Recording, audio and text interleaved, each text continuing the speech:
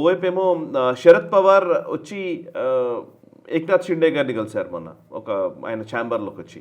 And వాళ్ళ జయంత్ పాటిల్ వెళ్ళి ఫడ్నవీస్ని కలిశారు. ఇంకోవైపు సునేత్రా పవర్ ఏమో ఆమె వాళ్ళ పార్టీ ప్రెసిడెంట్తో లేట్ నైట్ మీటింగ్ ఏదో జరిగిందని తెలుస్తోంది. సో ఎన్సీపీ చీలిక, ఆ ఎన్సీపీ మొత్తం ఎన్డీఏ కూటమిలోకి వస్తుందా, లేకపోతే శరద్ పవార్ కూటమి కూడా ఇప్పుడు ఇందులోకి వస్తుందా, లేకపోతే స్ప్లిట్ ఇప్పుడు వాళ్ళు రెండు పార్టీలు కలుస్తున్నాయి, ఏం జరుగుతుంది అసలు? నాకు అసలు చాలా ఇంట్రెస్టింగ్. సంజయ్ రౌత్ దగ్గర అడగాలి. సంజయ్ రౌత్ ఏమో భయపడిపోతున్నాడు నిజంగానే, ఆయన అన్ని స్టేట్మెంట్లు ఇస్తున్నాడు. హ్యాపెనింగ్ అన్నాడు, కరెక్టే. ఓకే, ఇప్పుడు జరిగింది ఏంటంటే సాయి గారు ఒకటి, అండ్ మీరు అన్నట్టు ఇప్పుడు సుప్రియా సూలే ఇందాక అదే డీలిమిటేషన్ గా మద్దతు పలుకుతోంది. 50% ఇవ్వండి, 50% ఆల్రెడీ జరుగుతుంది. షమీకా రబీ రిపోర్ట్ తీసుకుని 50% ఉంది, అక్కడ ప్రాబ్లం లేదు. అంటే support is taken for granted. Stalin కూడా అదే అన్నారు, టేకెన్ ఫర్ గ్రాంటెడ్. ఇక్కడ జరుగుతుంది ఏంటంటే సాయి గారు 2-3 కారణాలు ఉన్నాయి ఇక్కడ. ఈ షిండే గ్రూప్కి చాలామంది ఎంపీలు ఎమ్మెల్యేలు వెళ్ళారు కదా చూడండి రీసెంట్లీ, ఎన్సీపీ వైపు నుంచి కానీ శివసేన ఉద్ధవ్ థాక్రే వైపు నుంచి. ఇక్కడ పెద్దగా ప్రాబ్లం లాస్ట్ డిస్కషన్లో, లాస్ట్ నేషనల్ రౌండప్లో మనం దీని గురించి మాట్లాడాం, మీకు గుర్తుంది. ఓకే, ఏం జరుగుతుంది, ఎందుకు జరుగుతుంది ఇది అని చెప్పేసి. ఓకే, ఈ మూవ్మెంట్ ఎందుకు జరుగుతుంది, షిండే గ్రూప్కి నో ఎంట్రీ బోర్డు పెట్టారా ఫడ్నవీస్ అని చెప్పి మనం మాట్లాడాం. కానీ ఫడ్నవీస్ గారి ఇంట్లో ఒక మీటింగ్ జరిగింది సాయి గారు. దాంట్లో శరత్ చంద్ర పవార్ గ్రూప్, అంటే మనకు తెలిసిందే పవార్ గారి గ్రూప్, జయంత్ పాటిల్ దాంట్లో అటెండ్ అయ్యారనమాట. అది కాకుండా వీళ్ళ వైపు నుంచి, దట్ ఈస్ వీళ్ళ ఈ ఒరిజినల్ ఎన్సీపీ అని చెప్పుకుంటారు చూడండి, తత్కరే గారు, సునీల్ తత్కరే, ఆయన కూడా మీటింగ్లో అటెండ్ అయ్యారు. ఫడ్నవీస్ గారిని వీళ్ళిద్దరు వెళ్ళి కలిశారు. అంటే NCP Sharad Pawar faction, NCP Ajit Pawar faction, వీళ్ళిద్దరు లీడర్లు వెళ్ళి ఫడ్నవీస్ని గారు కలిశారంట. ఆ మీటింగ్ని సుప్రియా సూలేకి ప్రాబ్లం లేదు, శరద్ పవార్ గారికి ప్రాబ్లం లేదు. కానీ ప్రాబ్లం ఎక్కడ వచ్చిందంటే సునేత్రా పవార్కి. ఆమె ఏమంటుంది, నన్ను ఇన్ఫార్మ్ చేయకుండా ఇది చేశారు మీరు అని చెప్పి. సో ఈ సాయి గారు మనం ఒకటి అర్థం చేసుకోవాలి, సునేత్రా పవార్ అనేది it's light weight politics of course. ఎందుకంటే ఓకే, ఆమెకు ఆ సింపతి ఫ్యాక్టర్తోని ఉప ముఖ్యమంత్రి పదవి ఇచ్చారు. Okay, no problem, continue. రేపు ఆమె పార్టీ నుంచి వెళ్ళిపోతే కూడా వాళ్ళ పార్టీ ఎంపీలు ఎమ్మెల్యేలు అందరూ ఇక్కడ ఉండిపోతారు. మమతా బెనర్జీ వర్షన్ 2.0 లాగా తయారవుతుంది, ప్రాబ్లం లేదు వీళ్ళకి. సో ఈ మనం అర్థం చేసుకోవాలంటే ఈ రీకన్సిలియేషన్ గురించి మాట్లాడుతున్నప్పుడు 2023లో స్ప్లిట్ జరిగినప్పుడు మన అందరు తెలిసిందే, ఈ ఎంపీలు అందరూ స్ప్లిట్ అయ్యారు ఆ టైంలో కూడా. ఇప్పుడు మళ్ళీ వీళ్ళందరూ తిరిగి వచ్చి జాయిన్ అవుతున్నారా? ఎందుకంటే అజిత్ పవార్ గారు ఉన్నప్పుడు దాకా ఒక ప్రాబ్లం ఉండే, అజిత్ పవార్ గారు లేని తర్వాత సిచ్యువేషన్ మారిపోయింది. ఎన్సీపీ అజిత్ పవార్ చాలా వీక్ అయిపోతుంది. సరే, బారామతి మిగతా ఏరియాస్లో వాళ్ళ సపోర్ట్ ఇప్పుడు కూడా ఉంది, దాంట్లో డిస్ప్యూట్ లేదు. కానీ ముందుకు ఎలక్షన్కి వచ్చినప్పుడు మహారాష్ట్ర ఎలక్షన్ రేపు వీళ్ళందరూ ఎదురు చూస్తున్నది లోక్సభ ఎలక్షన్. లాస్ట్ టైం మీకు తెలిసిందే, లోక్సభ ఎలక్షన్లో దే పర్ఫార్మ్ వెరీ బ్యాడ్. అది ఈసారి జరగకూడదని చెప్పి వీళ్ళు దానికోసం తీసుకొస్తున్న ఒక మూవ్స్ అన్నమాట ఇదంతా. అండ్ డెఫినెట్లీ ఈ మీటింగ్లో చాలా మటుకు అండ్ నెక్స్ట్ 1 వీక్లో ఇది తీర్పు వచ్చేస్తుంది దీని మీద. I think both factions will come together. Sunetra Pawar గారిని బహుశా పార్టీ ప్రెసిడెంట్ చేస్తారా లేకుంటే వైస్ ప్రెసిడెంట్ చేస్తారా మనకు చూడాల్సింది. కానీ ఆమెకి డెఫినెట్గా తెలుసు, ఒకసారి శరద్ పవార్తో గ్రూప్తో వెళ్ళిందంటే ఆమె డిమినిష్ అయిపోతుంది, ఆమె పాపులారిటీ డిమినిష్ డెఫినెట్గా. కానీ ఆమె నడిపించడం కూడా కష్టమే కదా. ఎస్, ఎందుకంటే ఇప్పుడు కూడా ఎవరు నడిపిస్తున్నారు party? Actually Praful Patel who's running it. Correct, ఈమె ఫ్యాక్షన్ని ప్రఫుల్ పటేల్ నడిపిస్తున్నారు.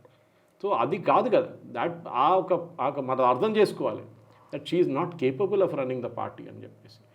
So party state president Sunil Tatkare కానీ, దాని తర్వాత పటేల్ గారు ఎన్సీపీ వర్కింగ్ ప్రెసిడెంట్, వీళ్ళిద్దరి వెళ్ళి ఫడ్నవీస్ గారు కలిశారు. డెఫినెట్గా ఫడ్నవీస్ గారు అడ్వైజ్ చేస్తుంటారు, yes you both merge together.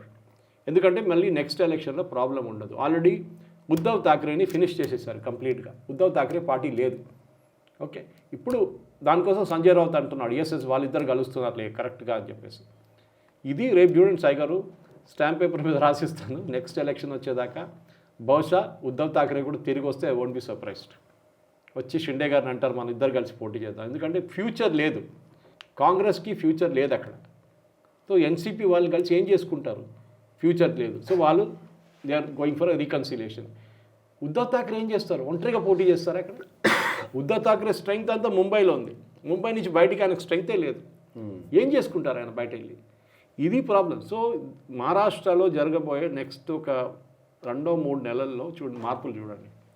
ఒక కన్సాలిడేషన్, అంటే పాత సిస్టమ్కి వెళ్ళిపోతున్నారు. ఎన్సీపీ సింగిల్ పార్టీ, ఈ థాకరేస్ విల్ బికమ్, అంటే శివసేన ఒక పార్టీ అయిపోతారు, ఉద్ధవ్ థాకరే ఉంటే కూడా సపరేట్ వెళ్ళిపోతాడు, ఈ విల్ బికమ్ అనదర్ కుమారస్వామి, ఎవరు పట్టించుకోరు ఆయన్ని. ఓకే, రేపు ఒక 2 ఎంపీలతోనూ ఆయన బతకాల్సి వస్తుంది అనమాట. ఇప్పుడు చూడండి మమతా బెనర్జీ కండిషన్ చూడండి సాయి గారు. ఇవాళ కూడా మనం మాట్లాడుతున్నప్పుడు నిన్న రాత్రి వాళ్ళు ఇంకొక ఎంపీ క్విట్ చేశారు, రాజ్యసభ ఎంపీ రిజైన్ చేశారు. అప్పుడు పవర్ అంటారు, power corrupts and absolute power corrupts absolutely అంటారు. ఇది ప్రాబ్లం. ఆ చైర్ ఉన్నదాకా మీరు ఉంటారు.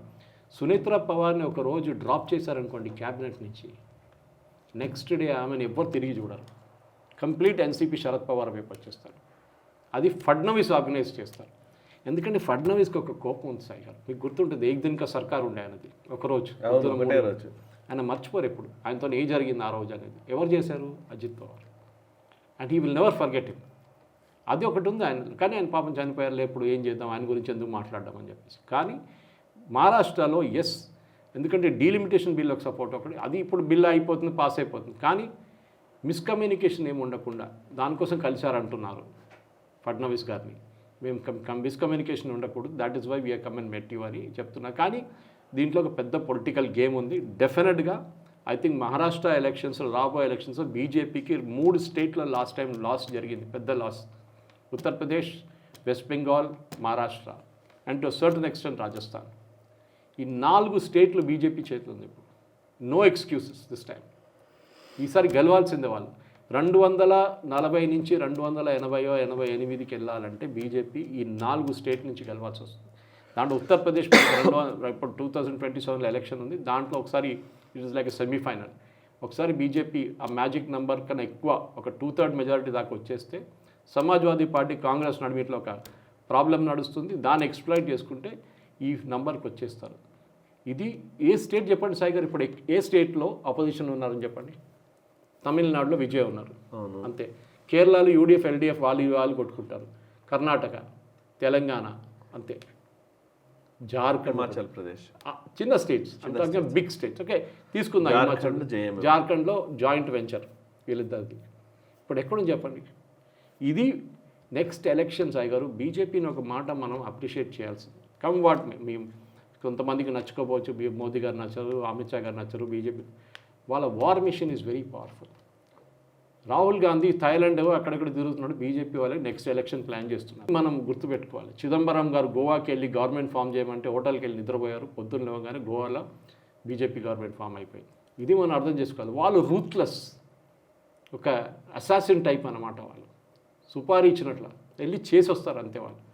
ఇది మహారాష్ట్ర జరుగుతుంది. మహారాష్ట్రలో ఫడ్నవీస్ ఒక మిషన్ మోడ్లో ఉన్నారు సాయి గారు. ఆయన శివసేన, ఉద్ధవ్ థాకరేని ఫినిష్ చేసేసారు ఆల్రెడీ యూజింగ్ షిండే.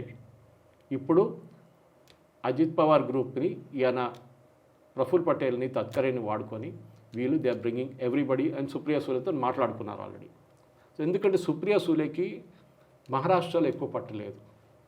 ఆమె ఒక లీడర్ కాదు, శరద్ పవార్ లాగా ఆమె వాళ్ళ ఫాదర్ వాళ్ళ కూతురు, కానీ she doesn't have that pull. Ajit Pawar గారు ఉన్నప్పుడు దాకా they had a pull definitely. వాళ్ళిద్దరు నడిమిట్లో ఒక కెమిస్ట్రీ ఉండే, శరద్ పవార్ గారు, అజిత్ పవార్. కానీ ఆయన పోయారు. శరద్ పవార్ గారు ఎన్ని రోజులు ఉంటారో తెలియదు. రేపు ఆయన పోయిన తర్వాత ఏంటి పార్టీ సంగతి అది సుప్రియా సూలేకి తెలుసు. So she wants to preempt that problem అన్నమాట.